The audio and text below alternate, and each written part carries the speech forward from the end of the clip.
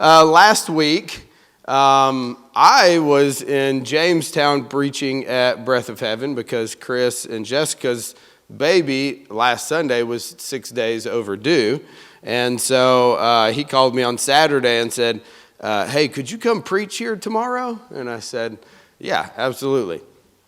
And then now this week, that's where John Paul is. He's in Jamestown preaching at Breath of Heaven because on Wednesday they had their baby. Yeah, clap for it. That's a good thing. Babies. And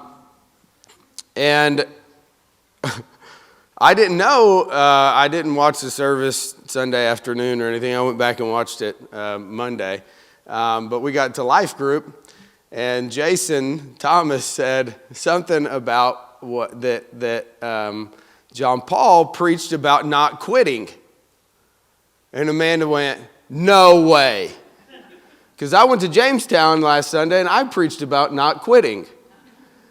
And so me and John Paul talked this week, and we just said that's really a cool coincidence that happened, right? So since he preached about not quitting last week, and so did I felt like it would be a good way to continue that this week with kind of what I would see as would be our option whenever we decide that we're not going to quit. Well, there's something that has to come next after that, right?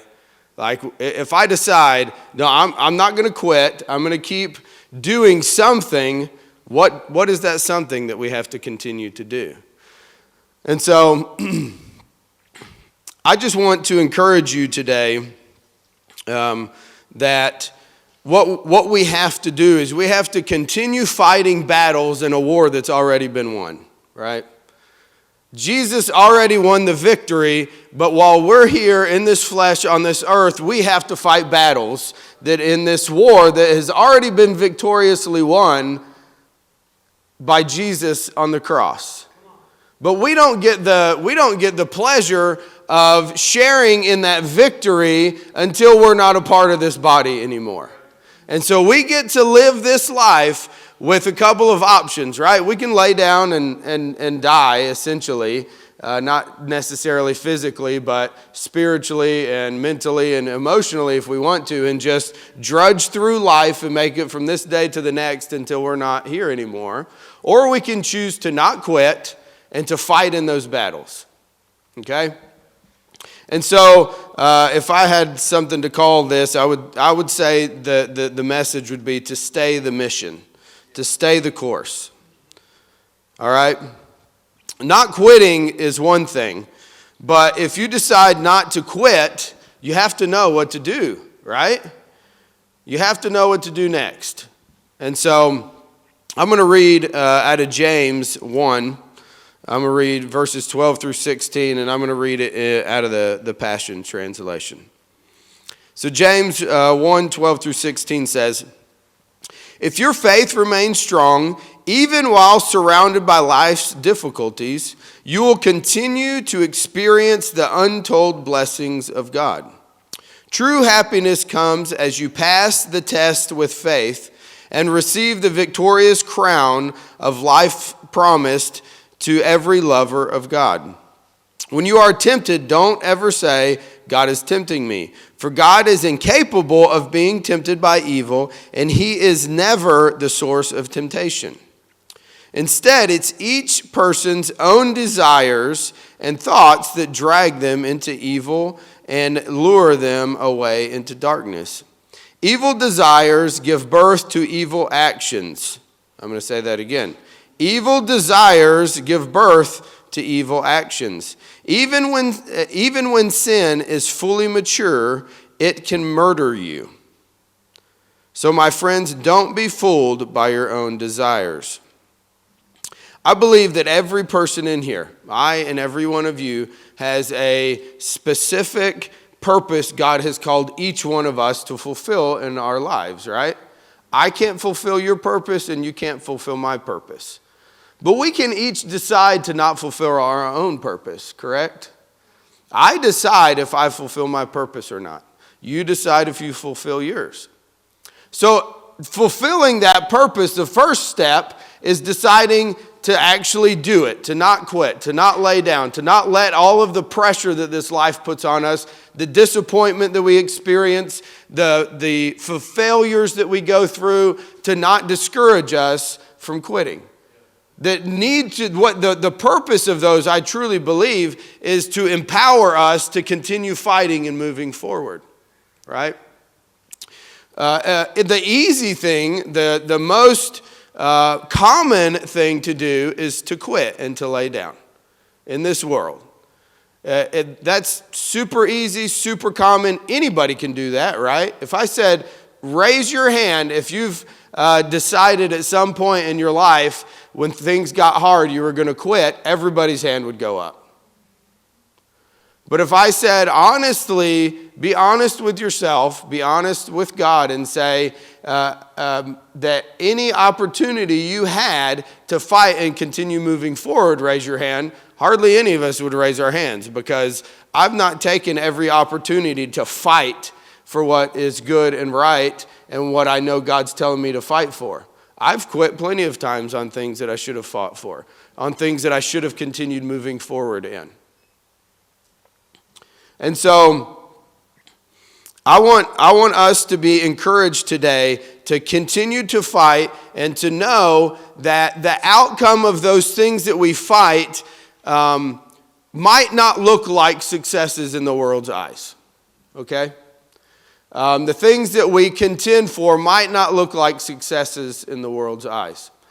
So I, for 2 years, struggled with, whenever we moved back from Michigan, on, and Amanda would agree that when we moved back, it kind of felt like we came with our tail between our legs. Like a dog that just got shocked by a fence. And that if I looked at everything that happened, like the totality of it, and looked at it in my worldly perspective, it was a failure. And just this Wednesday, I've had plenty of discussions with God about this, and just trying to figure out what ministry looks like moving forward to us, what life's going to look like, where we're like. If there's one thing I'm certain of, that no matter what God called you to do, whether you succeed or whether you fail in your own eyes, what God's called you to do doesn't change. Correct? If he calls you to do something, to be something, then that doesn't change. What it looks like might change, where it is might change, but the call that he gives you does not change. That's constant, that's the same. Okay? It might grow and get bigger, but he's never going to take that away from you unless you decide to quit and give it up. That's your choice. That's my choice. And so on Wednesday, we came, and Tina's doing the 4 Keys to Hearing God's Voice with the junior high. And so I said, okay, well, high schoolers, we're going to go in there and watch this, because I've read that book. It's a fantastic book. And at the end of it, she asked us a question.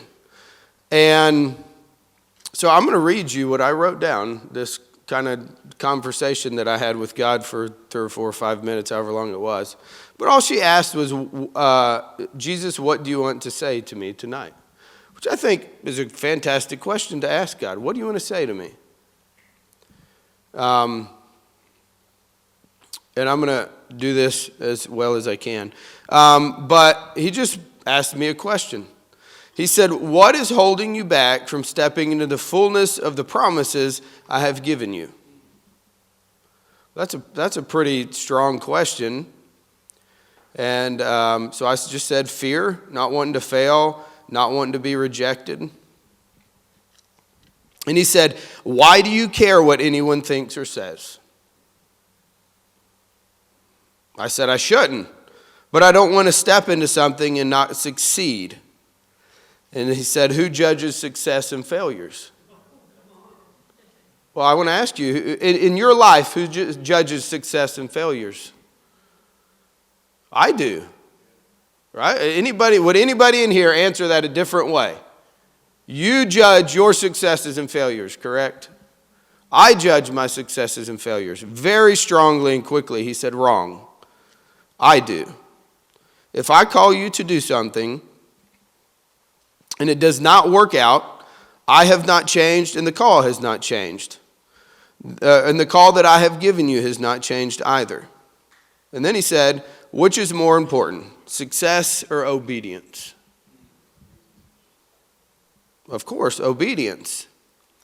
Then why even look at any situation as a success or a failure if you're being obedient?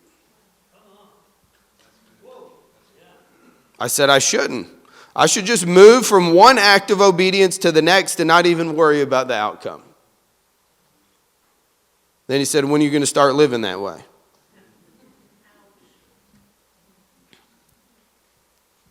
So often in our lives, and we can look at this from worldly things that we do. We can look at this in ministry. You can look at this in business. Whatever you do for a living, you can look at this. You can put that kind of perspective on whatever you do and say, am I going to allow what the world says is a success or a failure dictate the way that I'm going to respond to God's call in my life? And if we do, if we say, yes, that's what I'm going to allow, that if I do something and it doesn't turn out the way that I think it should or other people think it should, it's a failure, then what good are we to God?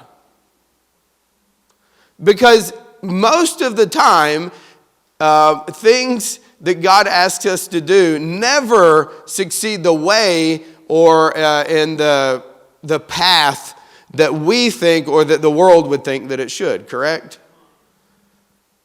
I can't think of very many circumstances ever in my life that at the beginning of something, the way that I thought it should happen or the way that the world would say, well, this is the way that should look, has looked like that, but the outcome generally has been far better than anything I could have ever imagined. And that's because God's way of thinking, God's way of doing things far surpasses what our finite minds can comprehend and understand. And that it usually, I'm not going to say every time, usually takes us being willing to fight for what God's called us to do. That the path isn't easy and it doesn't make sense.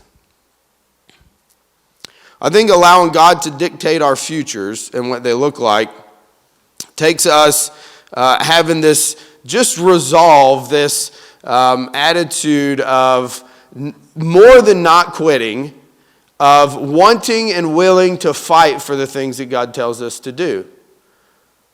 If we're not willing to fight for them, who's going to? If God's called you to do something different in your life, and this is really, I've had several conversations about this, because the things that make sense in our eyes, in the world's eyes, usually look or feel safe to us. Correct? Like we make decisions out of what our brain processes as that's the safest situation or that's the safest thing to do.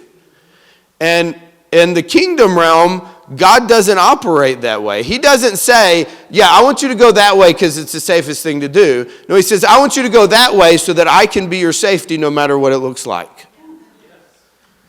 And I can think of situations that I've been on mission trips and different things of, like, that probably wasn't the smartest thing to do or the safest thing to do, but because God was directing us to go that way, everything worked out fine.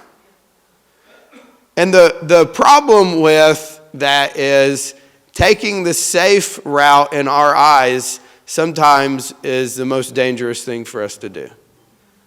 Because it's not what God's told us to do or called us to do. And so we step out of obedience to God to do what looks like the safe thing or what looks like the right thing in the world's eyes. And I've done that plenty of times in my life.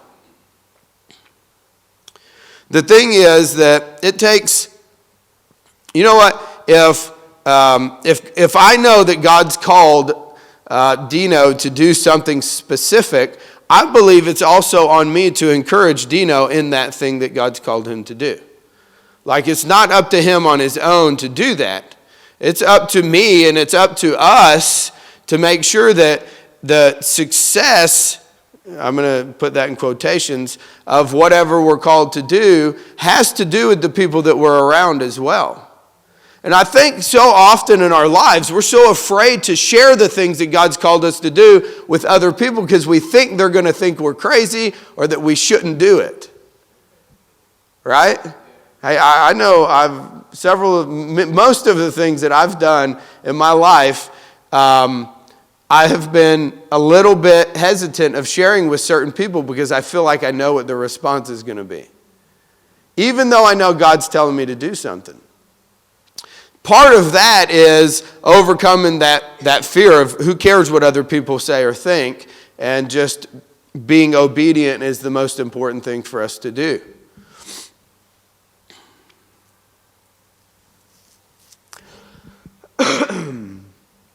I know obedience is one of the hardest things for us to fulfill, or I know it is for me. I don't know, everybody here might be great with just being obedient and it not pushing you out of your comfort zone. But it really is one of the hardest things because it forces us to tell our flesh no, or to tell our mind, the logical part of us, no, because generally what God asks us to do, what God's pushing us towards, goes against that logical thing in us, right? And I know that part of that has to do, I can remember early in ministry, before I even went to pastor a church or anything, I can remember some conversations that I had with Craig about ministry, and he would say, "You'll be just fine because you're left-handed." What does that mean? And he said, left-handed people use the right side of their brain more. The right side of your brain means you can see the big picture. You don't have to worry about each step of the way. You know that the big picture of it is good. So even if things aren't working out along the way, you'll be okay. Well, and so he said, look it up. Statistically, look it up. And I'm like, what? How many pastors are left-handed? And tons of them are. John Paul's left-handed too. And I started putting some of those things together because he told me other things that I felt like, I don't want to hear that. And so I started putting those things together, and that was really early on, like before we even went to Rick's. And so I knew that I would have to make decisions based on, does the big picture look right, or does what it looks like right now look okay or feel safe? Because most of the things that we've done, to me, when we first went to do them, they did not feel safe. But I thank God that he allowed me to see the big picture of things. And I say that because it's important that we encourage each other on into the things that God's called us to do, and that we're not the only ones that are encouraging each other. I'm going to read Hebrews 12. Everybody knows this, the first two verses.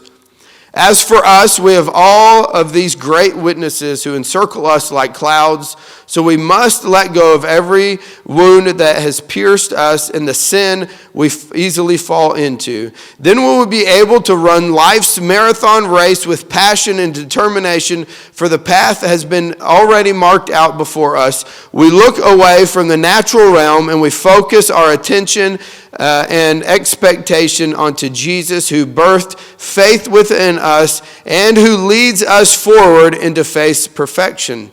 His example is this: because his heart was focused on the joy of knowing that we would be his, he endured the agony of the cross and conquered its humiliation, and now sits exalted at the right hand of the throne of God.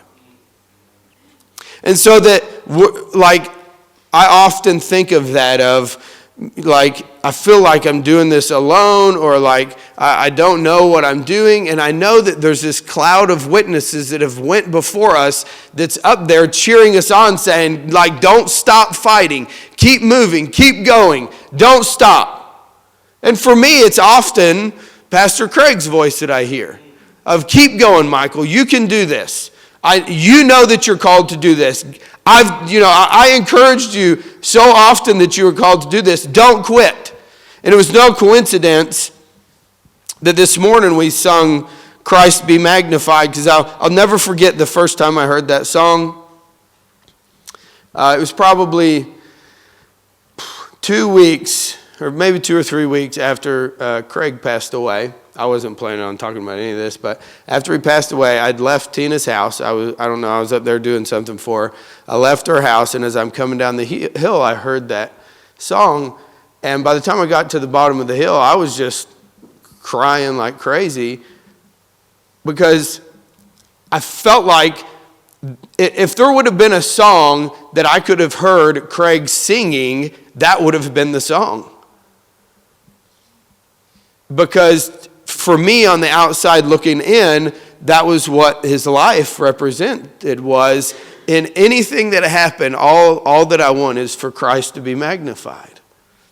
And so every time I hear that song, it so encourages me to continue to fight, continue to contend in the faith, continue to move forward, not to quit, because I know that there are people cheering us all on, telling us to continue moving forward.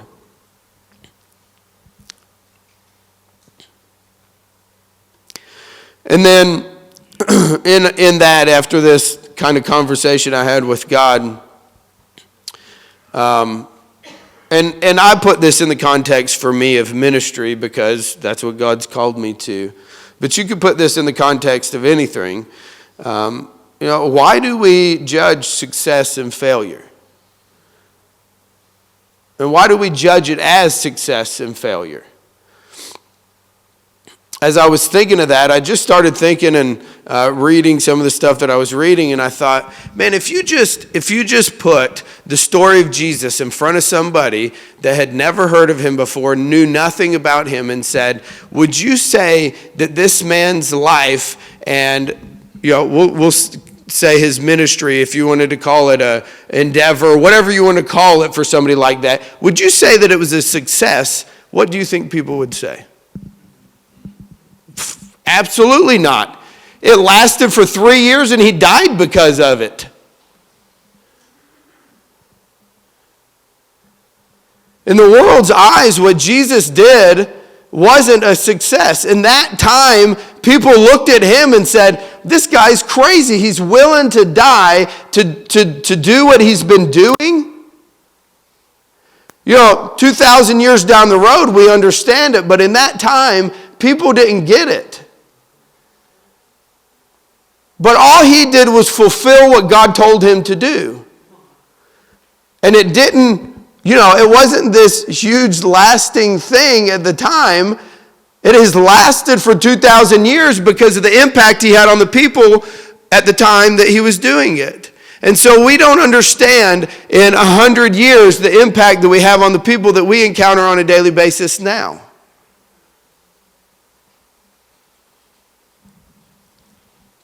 I didn't understand. I still, of course, I'm human. My brain still goes to everything that happened in Michigan was a failure. But then I'm quickly reminded, usually by a text message from people or something, of the impact that I had in their life. And I think, you know what, God, why do I judge that on that we're not still there whenever I know that people's lives were changed? Like there's a lady that she's probably 76 or so now. She's up in her 70s. That I encouraged them every week at church. I would say, you need to be reading the Word. Like, this life for us. This is how we understand God's character. This is what transforms us to be more like Jesus. And she was 71 or 72 years old at the time. And after we'd been there about a year, she came to me and she said, I took your advice. And I said, okay, what was that? And she said, I started reading the Bible. And I got a version that I could understand. And it has changed my life. And she still, like, at least once a month texts me and says, I just want to thank you again for encouraging me to read the Bible. It took me 71 years to really know who Jesus was. So little things like that we don't understand the impact at the time, that should judge our success and failure. Not the totality of what something looks like. You know what? If God calls you to start a business and it fails in 2 years, but you have told 10 people about Jesus and saw their lives change, why would that be a failure? We judge ourselves and everything we do so often on this worldly standard that's impossible to obtain what the world thinks success is, no matter how successful it actually is. And we don't put near enough weight on the kingdom part of everything that we do. If we did that, if we made everything we did about the people that we encounter and to see people's lives change, we would rarely say something was a failure. We would rarely think anything about ourselves that way either. But we're our own biggest critics, correct? Every one of us can say that. Like, nobody's a bigger critic of me than me. Nobody knows me better than I do. And that's why I'm as hard on myself as I am. That's why you're as hard on yourself as you are. But if we could change our perspective on that to say, God, I don't want what I'm doing to be focused on, am I succeeding and the outcome is the way that I think it should be, and rather, God, I just want to be obedient. If that means that I do this for this amount of time and it's no longer viable and I have to do something else out of obedience to you, so be it. I'll do that. That's fine. And not worry about what people think. Now, I have some examples of people. Of course, these are worldly successes, but I think it's important that we even hear this type of thing. There's plenty of people in the world that have become great people that we all know their names and stuff, but had to overcome extreme failure to get there. This was the best one for me, the first one. Walt Disney. Everybody knows who he is, right? He was fired from a newspaper when he was 15 years old for lack of imagination. And then had several, like 6 or 7 more businesses fail before he made Cinderella. Michael Jordan was cut from his high school basketball team. Most people who know Michael Jordan know that. But best basketball player to ever live was cut from his high school basketball team. He had a choice. He could have quit or he could fight. Obviously, he fought. Albert Einstein was considered a struggling student with questions about his academic potential. It took Thomas Edison approximately 10,000 failures before creating the light bulb. Harlan Sanders, I did this one for you, Dave. Colonel Sanders had over 1,000 rejections before finding a franchise partner for his fried chicken recipe. You know what the common denominator in all of those were? They didn't care what people thought. They knew what they were supposed to do, and they just chased it until it happened. There's countless other, there was a lot of other ones. I just took ones that I knew people would know all of them. Of these people like this that continued on their mission until they found worldly success. Imagine if every one of those people chased God as hard as they chased whatever it was that they did there. Imagine what the world would look like if that's just what each one of us did. Like, this room full of people could change the entire world if we all were as able to chase after what God's calling us to do with that type of Just that type of drive of, even if I fail 10,000 times, I'm not going to quit. Is that hard to do? Absolutely. Is it almost impossible? Yes. But I'm sure that's what all of them thought too. People's lives in eternity are a far more important task than a fried chicken recipe or the light bulb. And that's what God's called each one of us to do, is to be that person in somebody else's life that allows them to see Jesus, maybe for the first time. Maybe they have heard of Jesus but have never experienced his love. And that's what we're called to do, is to be the ones that take the gospel to those people. When I first started pastoring Martin's Chapel down in Willow Grove, I'll never forget this. Every Sunday when I'd come in, there'd be a couple of the older guys sitting at the back, and they'd say, "How you doing, preacher?" And I preached one Sunday on that God's called all of us to be priests, right? This is for all of us. And so after that, every Sunday I'd walk in and they'd say, "How you doing, preacher?" And I'd say, "Great, how you doing, preachers?" Because that's what we're all called to do, is to take the gospel where we go, right? So I want to encourage you. If God's put something on your heart and he's called you to do something and you've not done it because it doesn't feel safe, who cares? Stop being afraid. Let the outcome of whatever that is be up to him and not the world around you, and not even to yourself. I guarantee you, just because I know Dino so well and I know how he interacts with everybody that he comes in contact with, if your real estate would have failed 3 years in, would have it been a success? Yes, because every person he encounters, it's about Jesus.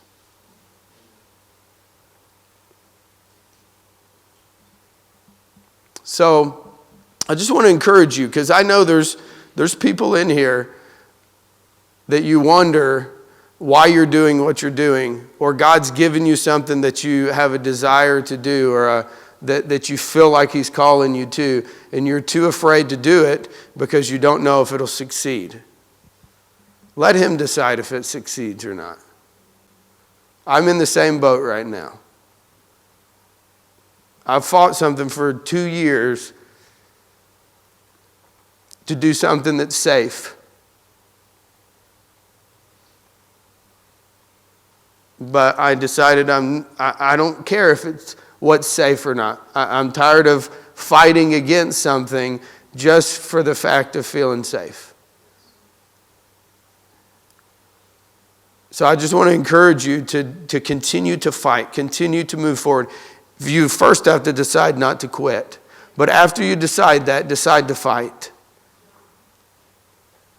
Marcus, you want to give us some music? Everybody stand with me.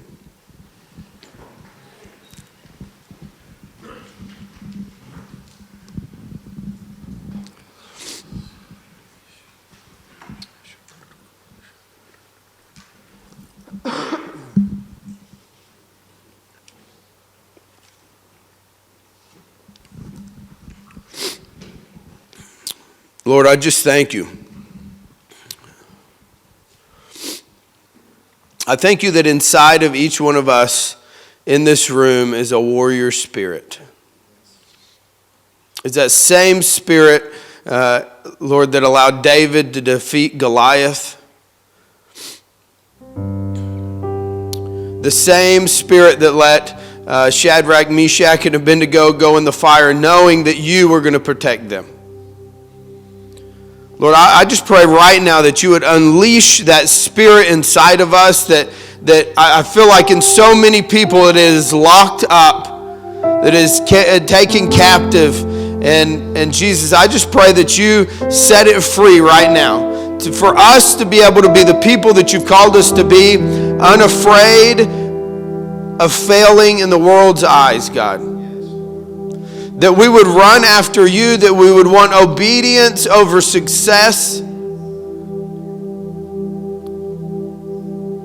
and that we would allow you to judge those things. That we would quit being so critical on ourselves, that we would allow you to judge those things, that we would allow you to guide our steps.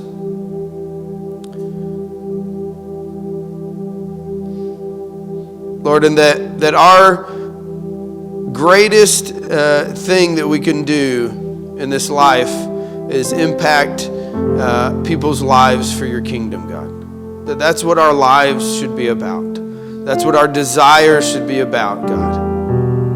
So I just pray that you unleash that warrior spirit in us, God, and that you would just ignite a flame in us to step into the uncomfortable, to stop desiring what's comfortable, to step into the uncomfortable, God.